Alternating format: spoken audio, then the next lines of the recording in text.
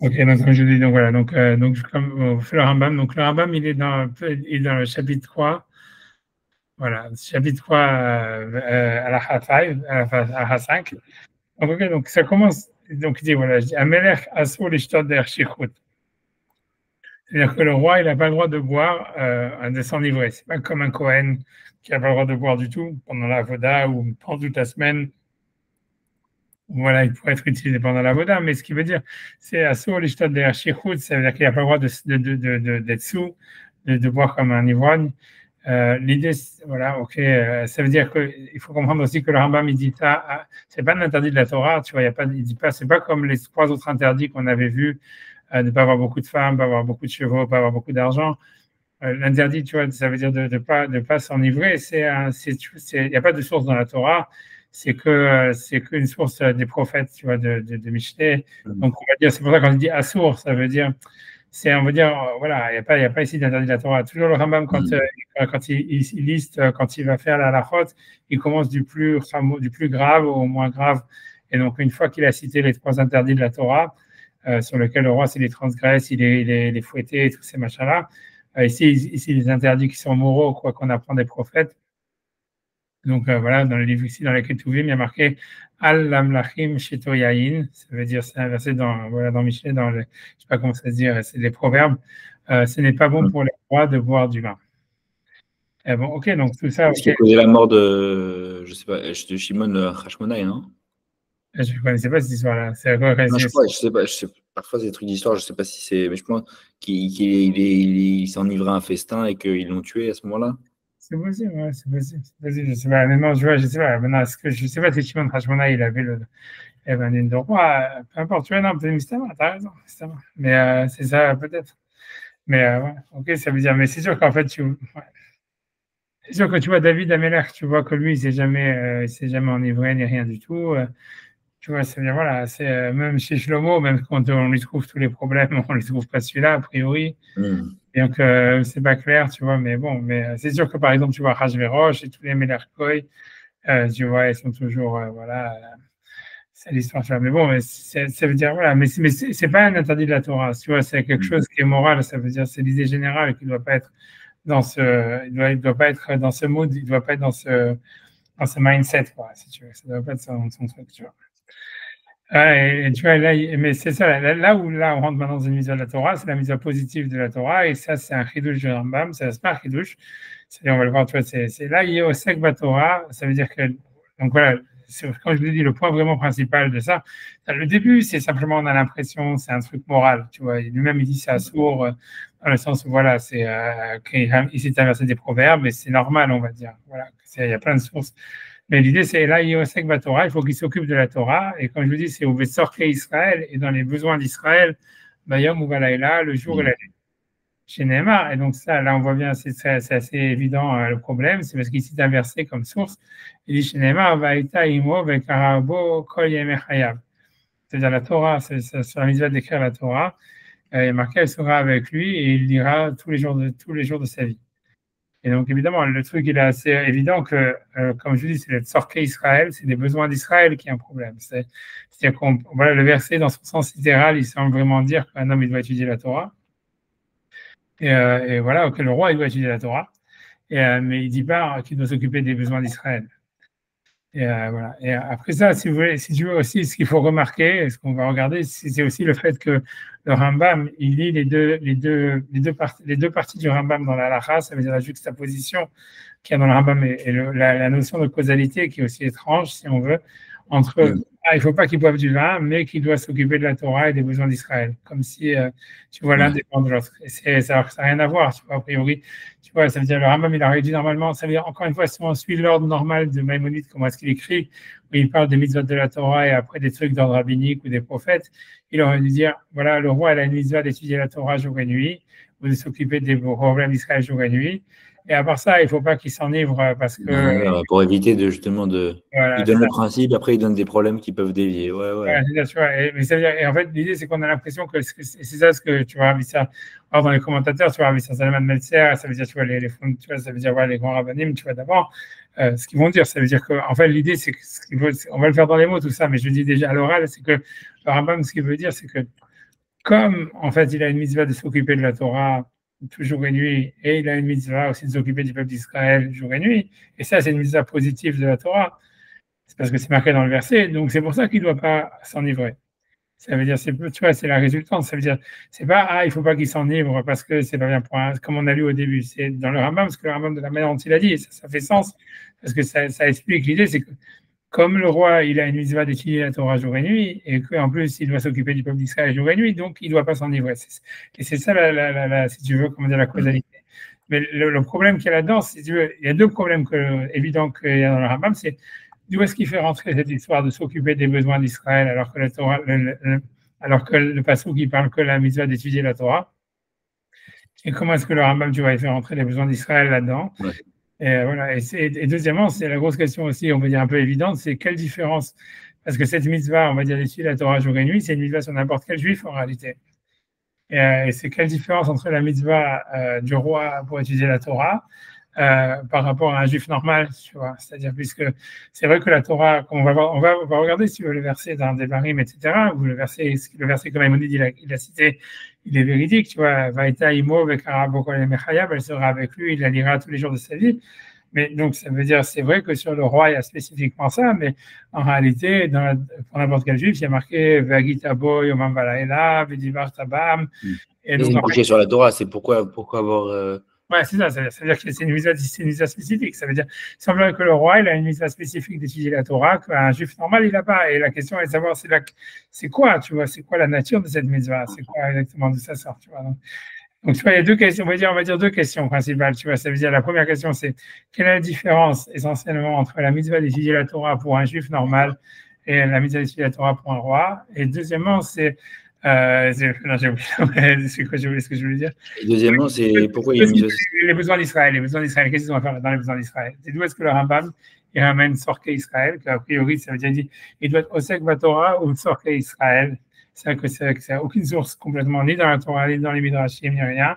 A priori, tu vois, ça veut dire, a priori, c'est complètement dit, si on pourrait citer plein de contre-exemples, tu vois, la Gemara dans Psachim, elle dit qu'on ne doit jamais mettre un chef de la ville qui est un Talmid Chacham, parce qu'un Talmid Chacham, il s'occupe de la Torah, donc il ne va pas s'occuper des gens, des besoins des gens. Donc, moi, elle dit, c'est interdit pour un juif d'habiter dans une ville où le maire, il est Talmid Chacham, ou bien il est docteur. Parce qu'elle dit, et le docteur, le Talmid Chacham, il va faire passer son étude d'abord, donc il va s'occuper mal de la ville. Et le docteur aussi, il va faire passer ses patients d'abord et il va s'occuper mal de la ville. Donc on voit bien qu'il y a une opposition. C'est-à-dire, techniquement, c'est évident que quelqu'un qui s'occupe de la Torah, tu vois, il ne va pas s'occuper des besoins du peuple d'Israël. Tu vois, ça veut dire c'est une opposition, c'est pas complémentaire. On a l'impression que le Rambam lui veut dire, ah non, c'est complémentaire. Et c'est sûr que la logique, si tu veux, extérieure, ça veut dire, elle donne raison à Rambam de dire, le roi, normalement, ça veut dire, sa mitzvah, c'est pas d'étudier la Torah, c'est plus, tu vois, il y a des rachis shivot pour ça, si tu veux. Ouais. Mais c'est marrant parce que c'est un sujet que je me demandais. On voit qu'il y a c'est pas clair. Est-ce que le rôle du roi, il est d'être chauffette ou pas? On a l'impression que les Mefarshim, ils sont vachement. Normalement, il ne doit pas être Endanim, on a l'impression, tu vois, on a vu ensemble déjà cette histoire-là, que c'est avec David Ameller, que c'était différent, mais que normalement, je ne vais pas partir tu vois, et ici, la Zok Torah, le sens littéral, moi, ça veut dire, si tu me demandes, tu vois, d'une manière, ça veut dire encore une fois extérieure, sans les commentaires, sans réfléchir, sans faire des calculs, ce que ça veut dire, pour moi, c'est simple, ce qui veut dire, ça veut pas simple, ça. Moi, je comprends la logique du Rambam, c'est que, ce que le roi, il doit faire, c'est, il doit apporter une vision, tu vois, ça veut dire, c'est comme si je dirais, voilà, on a l'État d'Israël, mais pourquoi faire? Et qu'en fait, si tu veux, l'idée, c'est que le roi, et donc évidemment, et cette vision, tu vois, elle en devenir, c'est pas, ah ouais, j'ai un plan, le peuple d'Israël, c'est pour faire ça, ça, ça, même si on veut dire c'est pour faire le Beth Amikdash, et ok, une fois que tu as fait le Beth Amikdash, qu'est-ce que tu fais? Tu vois, comme Shlomo, tout ça. L'idée, c'est de dire, ok, donc la seule manière d'avoir, si tu veux, toujours une vision et de donner une direction à l'État, c'est en fait d'étudier la Torah jour et nuit, tu vois, ça veut dire, parce que tu vois, en fait, c'est comme si, tu vois, c'est aussi bizarre que ça soit, tu vois, c'est d'être dans une recherche, on va dire, existentielle ou thoraïque, etc. Et moi, je comprends, si tu veux, d'une manière théorique, moi, je comprends très bien comment est-ce que le Rambam, il imbrique l'un avec l'autre. Ça veut dire, tu vois, c'est un peu lié avec la vision des Grecs qu'ils avaient, tu vois, avec le despote éclairé, avec Aristote qui enseigne à Alexandre et tout ça, tu vois, ça veut dire que, tu vois, voilà, ça veut dire si tu veux avoir un État, si tu veux être un chef d'État, il faut que tu aies une vision, il faut que tu te donnes une direction et que toi-même tu sois en recherche de cette direction pour pouvoir lancer, pour pouvoir donner un sens, tu vois.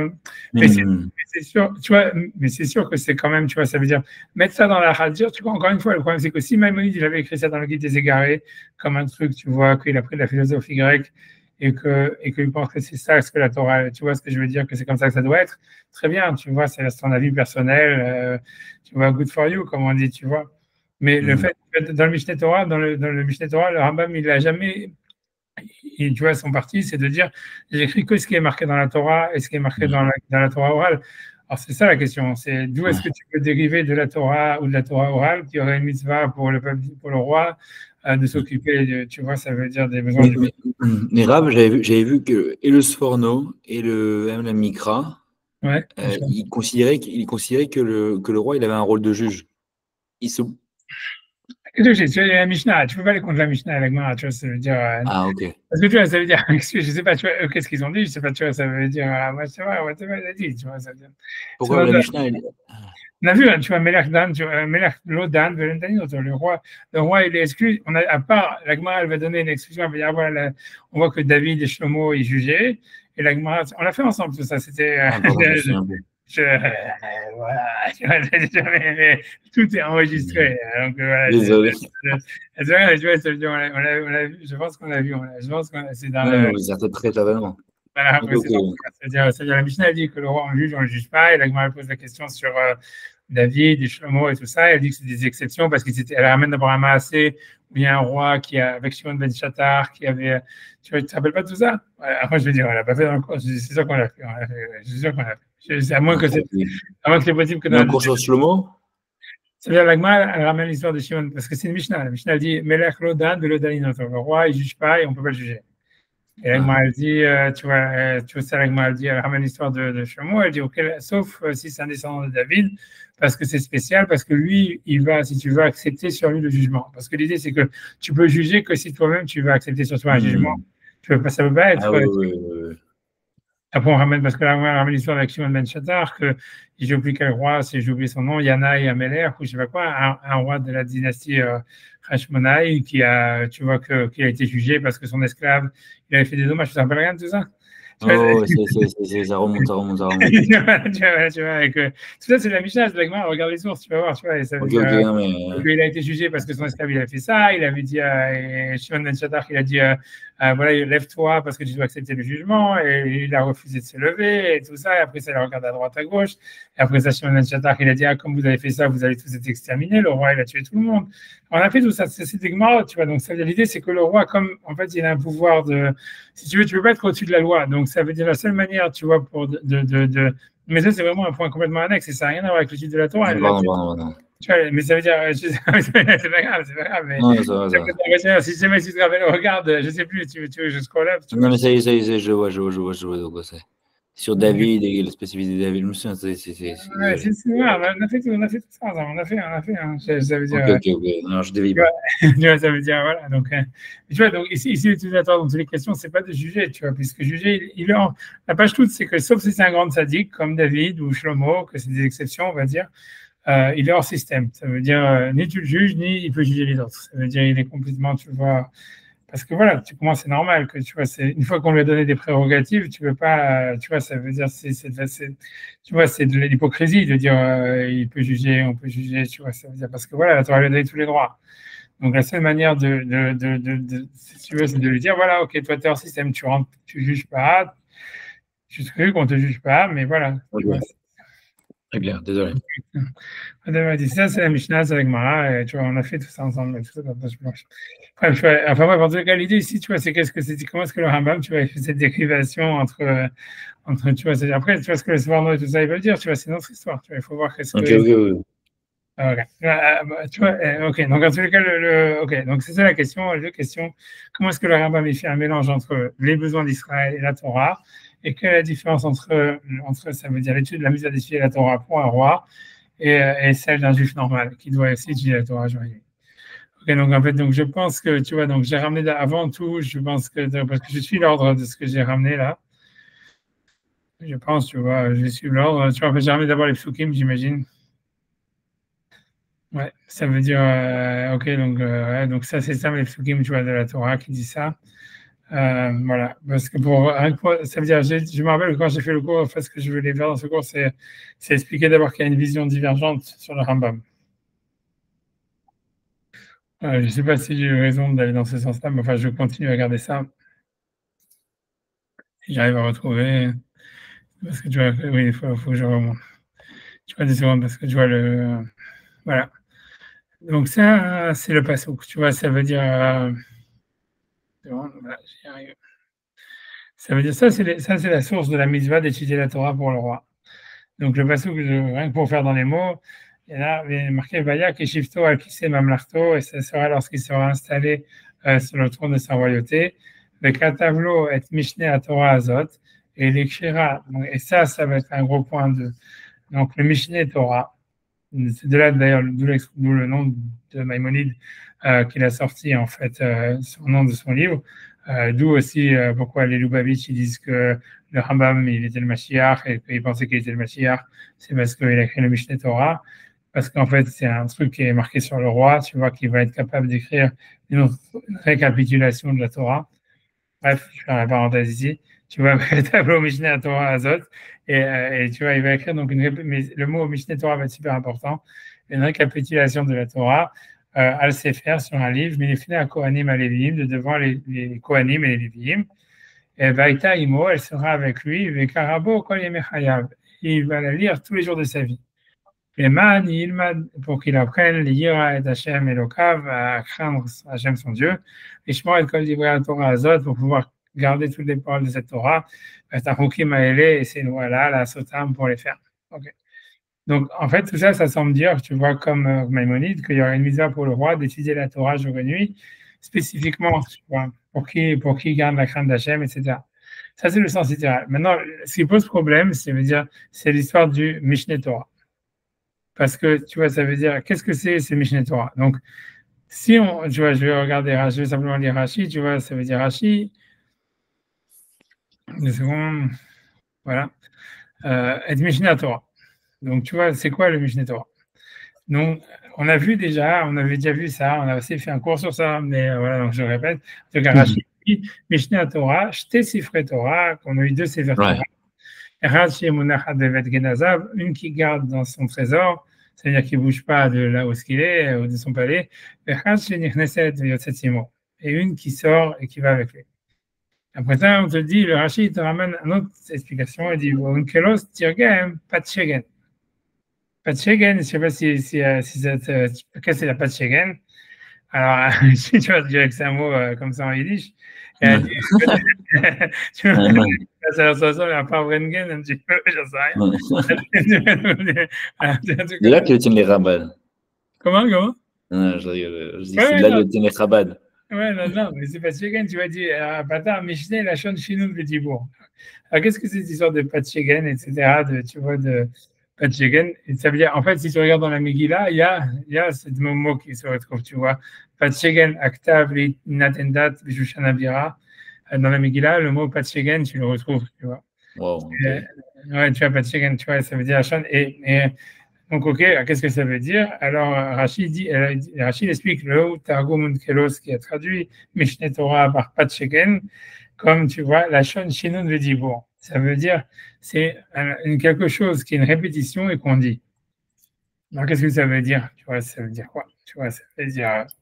En fait, si tu veux, je vais dire simplement expliquer, tu vois, ça, et ça veut dire, c'est simplement pour donner un avis divergent de Maïmonide, et ça veut dire que ça, a priori, même Rachid est d'accord avec ça. En tout cas, c'est comme ça qu'Unkelos lui a expliqué la mitzvah d'étudier la Torah du roi, complètement différemment de ce que Maïmonide veut dire. C'est que, en fait, si tu veux, cette histoire de Patchegen, ça veut dire la Shon Shinun Vedibour, c'est quelque chose qu'il doit lire et répéter ou enseigner. Ça serait une allusion, et ça, il y a un sifri qui est comme ça, je pense que je vais le faire, je pense qu'il est dans les textes. Ça serait une allusion à la mitzvah de Hakhel, que le roi il a. C'est-à-dire que l'idée, c'est de dire comment est-ce que Unkelos, lui, traduit le pasouk, et c'est ce que Rachid va expliquer dans la deuxième explication, que c'est censé être. Il explique que c'est pas que le roi il a une mitzvah d'étudier, comme Maïmonide, il veut dire qu'il a une mitzvah d'étudier la Torah jour et nuit, plus qu'un autre juif. Il n'y a pas de choses comme ça. C'est pas ça. C'est le Patchegen, le Mishneh Torah, ça veut dire la répétition de la Torah, ça veut dire le fait d'enseigner la Torah. c'est la chose qu'on sait que aussi, tu vois, à part entière, et comme le Sifri va dire que ça fait allusion au livre du Deutéronome, qui est une répétition de la Torah, ça fait partie en fait de la mitzvah que le roi il avait de lire la Torah en public tous les 7 ans dans la paracha de Hakhel, qui est, tu vois, qui est dans le livre de Devarim, qui est le Mishneh Torah, qui est la répétition de la Torah. Ça veut dire, si tu veux, dans le SMAG, on va voir, j'ai un petit peu dans les mots, tout ce que je dis, tu vois, c'est du Rav Pearl, tu vois, qui est dans c'est un commentateur du SMAG, du Sefer Mitzvot Gdolot, qui est dans Sefaria, mais que je ne sais pas pour quelle raison, à chaque fois que j'ai essayé de le rouvrir, après, sur les links, ça faisait wrong, je sais pas quoi. J'ai pas réussi à le foutre dans les mauvais commodes, tu vois, dans les trucs du WhatsApp. Mais ça veut dire c'est véridique, ça veut dire honnêtement, c'est pas rien pour te donner la source, tu vois, c'est ce que je dis, mais ça veut dire que en réalité, c'est quand tu regardes dans le SMAG, donc c'est un auteur qui est antérieur à Maïmonide, tu vois que lui dit en fait non, que la mitzvah de Karabo Kol Yemechayav, il ira toute la vie, tous les jours de sa vie, tout ça, ça veut pas dire qu'il a une mitzvah, et c'est ça ce que Unkelos il veut dire, et a priori c'est ça ce que Rashi il veut dire quand il cite Unkelos comme une deuxième explication, ça veut dire que c'est la mitzvah simplement de répéter la Torah tous les 7 ans au peuple d'Israël dans le livre de Devarim. Mais c'est pas que le roi, comme tu vois, comme Maïmonide, il a voulu dire, ah, il a une mitzvah d'étudier la Torah jour et nuit, comme ça a l'air d'être le sens littéral du verset, plus qu'un autre juif, etc., et que ça serait à délimiter quelle est cette mitzvah plus qu'un autre juif, etc. Mais ça serait non, c'est que lui, il a mis d'enseigner la Torah et de la dire en public une fois tous les 7 ans, et que ce qu'il doit lire, c'est dans le Mishneh Torah, c'est-à-dire c'est dans le livre de Devarim, et c'est ça, Patshiken Aktav. C'est un peu comme quand on dit dans la Megillah, où en fait, tu vois, l'important, c'est pas l'écriture, c'est la lecture. Ça veut dire, tu vois, c'est comme une histoire, ça veut dire qu'il faut qu'il soit, selon ça, le sens, tu vois, quand tu regardes dans le SMAG, et que c'est exactement le même sens, ça veut dire selon le Sefer Mitzvot Gdolot, qui est un auteur antérieur à Maïmonide, lui dit que nous, quand on fait la lecture de la Torah en public, le Shabbat et tout ça, on fait exactement cette mitzvah-là que le roi il avait de lire la mitzvah, la Torah, tous les 7 ans au Hakhel. Pour lui, l'idée, c'est de dire qu'on se relie à une histoire, à une identité, à travers une lecture qu'on répète. Et que c'est le roi qui était le garant, si tu veux, qui était le symbole de cette lecture. C'était ça son rôle en tant que d'avoir le Mishneh Torah. Ça veut dire c'est le livre, et que cette histoire-là, en fait, ça commence avec le livre du Deutéronome, parce que Moshe, après les 40 ans dans le désert, il fait une récapitulation de tout ce qu'il y avait, en disant, voilà, vous êtes les enfants d'Abraham, Isaac et Jacob, Hachem vous a sorti d'Égypte, il vous a donné la Torah, vous avez été dans le désert, vous allez arriver en Israël, C'est-à-dire que tout le rôle du livre de Deutéronome, c'est une récapitulation de la Torah, tu vois, si tu veux, pour inscrire le peuple d'Israël dans une origine et tout ça. Et que, en fait, et le roi, tous les 7 ans, il fallait que, si tu veux, ça veut dire il répète ça. Ça veut dire, voilà, et que c'était pas d'enseigner un enseignement théorique, de donner un cours de Torah, tu vois, c'est quoi le truc, c'est quoi ce concept, c'est quoi ci, c'est quoi ça. Non, tu vois, c'est de relier, en fait, si tu veux. Et le SMAG, il dit, de là, il dérive il dit que ce que Ezra, il a fait dans le deuxième temple, quand il a instauré la lecture de la Torah en public, tous les Shabbats, etc., c'était, en fait, c'est comme on n'a pas droit, si tu veux, c'est comme si, parce qu'il dit que lui, il pense que de cette mitzvah, pour lui, ça dérive de cette mitzvah, parce que lui, il veut dire que le SMAG, il dit, du fait que le roi, il avait une mitzvah de lire en public la Torah, même s'il n'allait rien rajouter et que ce n'était pas du tout un enseignement philosophique ou théorique, c'était simplement se relier en fait à l'histoire d'Israël en tant qu'identité par une lecture en public, il y avait une mitzvah pour le peuple de venir écouter. Sinon, ça n'a pas de sens. Tu vois que le roi, il a une mitzvah de lire et que personne ne vient écouter. Il y a une mitzvah, donc, tu vois, et que la mitzvah était de rassembler le peuple. Donc, lui dit que Ezra, quand il a vu dans le deuxième temple qu'il n'y avait pas de roi, donc, il a remplacé cette mitzvah par la lecture de la Torah en public tous les Shabbats, le lundi, le jeudi, et toutes les fêtes, etc. En fait, c'est pas qu'on apprend quelque chose de nouveau ou quoi que ce soit. C'est simplement, c'est comme dans la lecture de la Megillah, c'est pas tchegen. Ça veut dire on répète et on se relie à une histoire, tu vois, à une identité à travers la lecture, à travers la récapitulation. Et si tu veux, le garant historique de ça, à la base, c'est le roi. Tu vois, ça veut dire, tu vois, c'est ça ce que le SMAG il explique, tu vois, ça veut dire, c'est comme ça qu'il explique ce passouk. Est-ce que, a priori, même Rachid est d'accord avec ça, que selon Kelos, c'est la traduction littérale, on va dire, c'est ça la mitzvah. C'est pas comme tu vois, Maïmonide, c'est-à-dire, bon, encore une fois, c'est sûr que c'est deux lectures complètement différentes du passouk, et qui expliquent, si tu veux, qui donne deux visions complètement mitzvah de la mitzvah de la Torah. C'est d'un côté, Maïmonide, lui, il a une vision d'un roi intellectuel, on va dire. Tu vois, ça veut dire qu'il étudie jour et nuit, etc. Et qui, tu vois, et tu vois, et qui s'occupe à travers ça, tu vois, des besoins des peuples d'Israël. Ça, c'est encore un autre problème. Mais c'est-à-dire qu'il a une mitzvah spécifique, tu vois, qui est différente de la mitzvah n'importe quoi. Et par contre, tu vois, ça veut dire dans le SMAG, et ça veut dire, c'est pour eux, c'est que c'est ça le Targum Onkelos, c'est la mitzvah, elle est plus, tu vois, c'est d'être le représentant d'une identité, on va dire, historique qui est liée avec l'étude de la Torah. Et c'est ça, ça mitzvah. Ouais, tout ça, c'est marqué dans ce qui est énorme, c'est que j'ai pas réussi en fait à envoyer le link, tu vois, sur le SMAG, mais ça veut dire, voilà, en tout cas, si tu veux, voilà, si tu veux, voilà, tu vois, ça veut dire, je ne sais même plus, tu vois, ça veut dire, oui, j'ai dit que Rashi aussi, ça veut dire, après ça, dans la Gemara dans Sota, j'ai expliqué que Rashi dans Sota aussi, il explique comme ça, si tu veux, tu vois, je dis, voilà, tu vois, j'ai ramené, en fait, dans le Sefer Hamizot du Rassag, j'ai ramené la référence, mais je ne sais pas pourquoi, quand tu cliques dessus, ça fait un long link. Enfin, avant, peut-être ça s'est arrangé maintenant. Mais si tu vois ici, par exemple, ici, tu vois, ici, pour donner encore une preuve que Rashi pense comme différemment du Rambam, que c'est ça la mitzvah de l'étude de la Torah de la loi. C'est que tu vois, c'est quand la Mishnah dans Sota, la Mishnah Sota, elle parle de la mitzvah de Hakhel, elle dit Parashat Amelech Ketzad, ça veut dire la Mishnah, elle demande quand est-ce que le roi il avait une mitzvah d'enseigner la Torah. Parashat Amelech, c'est-à-dire Parashat Amelech, donc c'est la paracha de dire la paracha que le roi devait lire le lendemain du deuxième jour de Sukkot, ça veut dire le lendemain de voilà, le deuxième jour de Sukkot. Alors, donc la Mishnah elle dit Motsei Yom Tov Rishon Shel Chag, le Motsei Yom Tov. Je peux essayer quand même. Ouais, voilà, Shmini. Je lis, moi, je peux pas te voir parce que tu vois, je suis en train de dire le texte, donc je sais pas, j'ai pas de. Ok, Shmini, tu vois, parce que j'ai pas changé le sharing. Excusez-moi. Voilà, normalement vous avez l'agma dans la Mishnah. Je sais pas, c'est clair, j'espère. Okay. Ouais. Ok, donc voilà, Parashat Amelech Ketzad, donc je suis désolé, hein, Parashat Amelech Ketzad, Motzei Yom Tov Rishon Shel Chag, ça veut dire la Motzei Yom Tov du premier jour de la fête, Bashmini, le 8e, ça veut dire Bashmini Bemotzei Shvit, ça veut dire la 8e année quand c'était la fin de la Shemitah, aussi l'Obima, chez la Hetz, bref, on te décrit, la Mishnah décrit toute la mitzvah de la Parashat de Hakhel, qu'on lui faisait donc une estrade en bois, pour le Chevaléa, et lui il s'assoit dessus, chez Neymar, Miketz Shevashanim, etc., etc.